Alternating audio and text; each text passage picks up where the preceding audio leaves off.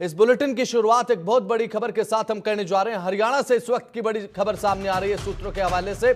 हरियाणा में बदले जा सकते हैं मुख्यमंत्री, ये सूत्रों का कहना है। मुख्यमंत्री मनोहर लाल इस्तीफा दे सकते हैं, ये बड़ी जानकारी सामने आ रही है। मुख्यमंत्री मनोहर लाल इस्तीफा दे सकते हैं और गठबंधन को लेकर ताजा अपडेट यह है कि गठबंधन टूट सकता है।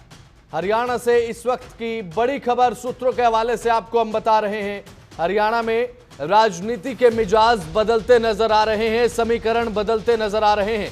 लोकसभा चुनाव से ठीक पहले ये समीकरण बदले बदले से नजर आ रहे हैं, क्योंकि ये सूत्रों के हवाले से खबर सामने आई है कि हरियाणा में सीएम बदले जा सकते हैं, सीएम मनोहर लाल इस्तीफा दे सकते हैं। ये बड़ी खबर सूत्रों के हवाले से हम आपको बता रहे हैं, ये बड़ी खबर सामने आ रही है। सीएम मनोहर लाल आज अपनी कैबिनेट के साथ इस्तीफा दे सकते हैं, ये ताजा जानकारी आपको हम बता रहे हैं सूत्रों के हवाले से। ये बड़ी खबर है, हरियाणा को नया सीएम मिल सकता है। 12 बजे बीजेपी विधायक दल की बैठक है, काफी महत्वपूर्ण ये बीजेपी विधायक दल की बैठक होगी। अब निर्दलीय विधायक भी बताया जा रहा है कि भारतीय जनता पार्टी के संपर्क में बने हुए हैं। ज्यादा जानकारी के साथ हमारे संवाददाता दीपक चौबे हमारे साथ फोन लाइन पर जुड़ चुके हैं। दीपक, देखिए हरियाणा में गठबंधन को लेकर अब संशय अब बन चुका है, एक मझधार में गठबंधन नजर आ रहा है। सूत्रों के हवाले से बड़ी जानकारी दीपक सामने आई है कि मुख्यमंत्री मनोहर लाल आज इस्तीफा दे सकते हैं। बिल्कुल, देखिए, और जिस तरीके से कल वहां के जेजेपी के जो अध्यक्ष हैं दुष्यंत चौटाला, वो कल जेपी नड्डा से मिलने आए थे और करीब 45 मिनट तक दोनों की बैठक हुई। उसके बाद ये क्या फैसले लिए गए, हालांकि अगर बात की जाए तो हरियाणा में आज सभी मंत्रियों का जो इस्तीफा है वो हो सकता है। सूत्र ये बता रहे हैं कि गुजरात के तर्ज पर यहाँ पर भी सभी जो मंत्री हैं वो अपना इस्तीफा दे सकते हैं, और खास तौर पे जो नया मंत्रिमंडल होगा उसमें जेजेपी का कोई भी विधायक शामिल नहीं होगा। यानी कि गठबंधन में दरारें पड़ चुकी है, अब उन दरारों को किस तरीके से भरा जाएगा, आज वो एक तरीके से कहा जाए कि उसमें मुहर लगेगी, क्योंकि दुष्यंत चौटाला जो है वो आज देर शाम तक दिल्ली आएंगे और गृह मंत्री अमित शाह से मुलाकात करेंगे।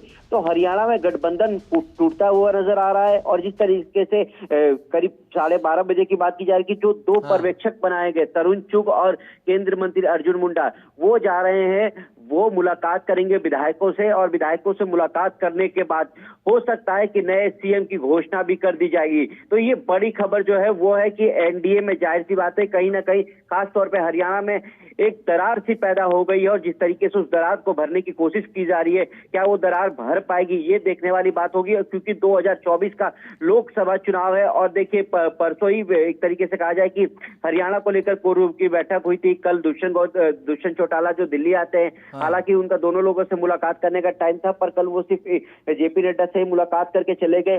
तो कहीं ना कहीं सरकार में जो गठबंधन जो चल रहा था वो दरारें अब बिल्कुल सामने दिख रही है, और खास तौर पर जो आज जो नया मंत्रिमंडल शामिल होगा उसमें अगर जेजेपी अगर नहीं शामिल हो रही है तो जाहिर सी बात है कि गठबंधन टूटता नजर आ रहा है। और ये ही नहीं, हरियाणा के सीएम की लगातार ये वहां से फीडबैक आ रहे थे कि सब कुछ ठीक नहीं है, सीएम हमारी बात नहीं मानते हैं और सीएम को हटाया जाए।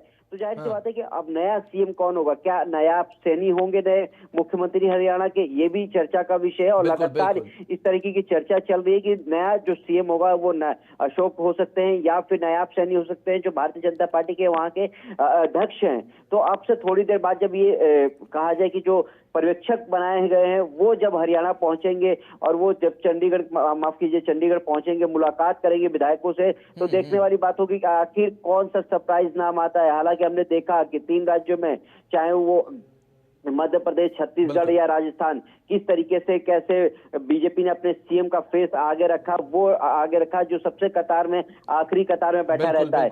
तो इंतजार बिल्कुल जरूर करना पड़ेगा, क्योंकि लगातार जिस तरीके से देखिए कल भी हमने एक विजुअल देखा था कि प्रधानमंत्री नरेंद्र मोदी के साथ हरियाणा के मुख्यमंत्री बात कर रहे थे, और पूरा सिनेरियो जो था वो अलग था। पर जिस तरीके से अगर एक तरीके से कहा जाए कि विधानसभा में 90 सीटों वाली हरियाणा, अब उसमें क्या होने जा रहा है, क्योंकि कई जो मंत्री हैं उनको चुनाव लड़ाने की तैयारी है। तो क्या इस बार हरियाणा के मुख्यमंत्री मनोहर लाल खट्टर भी इस बार लोकसभा का चुनाव लड़ेंगे? नए ये बड़ी अहम बात है दीपक, होगा। बिल्कुल बिल्कुल, ऐसे में अब कैबिनेट आज इस्तीफा अगर देती है दीपक, तो एक सवाल यह भी खड़ा होता है, क्या जो अभी फिलहाल मौजूदा कैबिनेट मंत्री हैं उनके साथ लोकसभा चुनाव में कूदने जा रही है क्या भारतीय जनता पार्टी? ये भी एक सवाल है।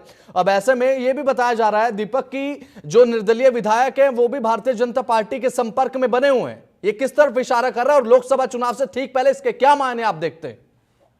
जी बिल्कुल, देखिए जो निर्दलीय विधायक हैं वो लगातार शुरू से ही भारतीय जनता पार्टी और गठबंधन के साथ थे। हालांकि वो सरकार में शामिल नहीं थे, पर कहीं ना कहीं वो सपोर्ट कर रहे थे।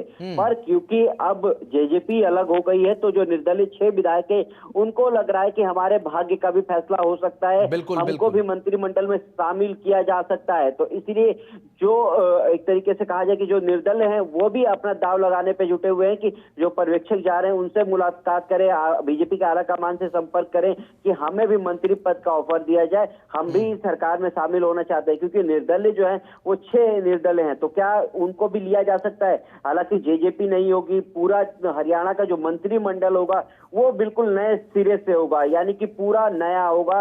गुजरात के तर्ज पर देखा गया था कि पूरा का पूरा कैबिनेट बदल दिया गया था, तो यहाँ पर भी पूरा का पूरा कैबिनेट बदलने की पूरी तैयारी है। सूत्र ये बता रहे कि सारे के सारे जो मंत्री है वो इस्तीफा देंगे। तो इस वक्त की बड़ी खबर यही है कि मुख्यमंत्री मनोहर लाल खट्टर अब हरियाणा सरकार से अपना इस्तीफा दे रहे हैं। वो लोकसभा में जाएंगे। अब लोकसभा की कौन सी सीटें होगी वो थोड़ा सा इंतजार करना पड़ेगा। हालांकि अगर बात की जाए तो जो डिप्टी सीएम दुष्यंत चौटाला है जो जेजेपी से है, वो देर शाम तक गृह मंत्री अमित शाह से मुलाकात करेंगे। गठबंधन को लेकर क्या चर्चा होगी ये देखने वाली बात होगी। बिल्कुल दीपक चौबे, देखिए लोकसभा सीटों की अगर बात कर ले, हरियाणा में 10 की 10 अभी भारतीय जनता पार्टी के पास हैं और 10 की 10 सीटों पर एक बार फिर से भारतीय जनता पार्टी दावा कर चुकी है। लेकिन लोकसभा चुनाव से पहले ये राजनीतिक हलचल, इसके लोकसभा चुनाव को लेकर क्या मायने दीपक चौबे आप देखते हैं? जी बिल्कुल, देखिए भारतीय जनता पार्टी ये चाहती है कि जहां उसके सांसद है वहां वो खुद लड़े।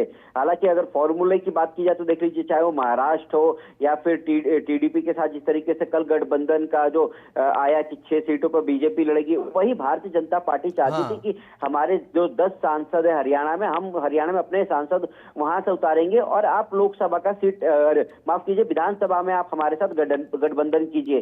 पर कहीं ना कहीं दुष्यंत चौटाला को लग रहा था कि इस बार जो सरकार में हम हैं तो कम से कम हमको 2 से 3 सीटें मिलनी चाहिए।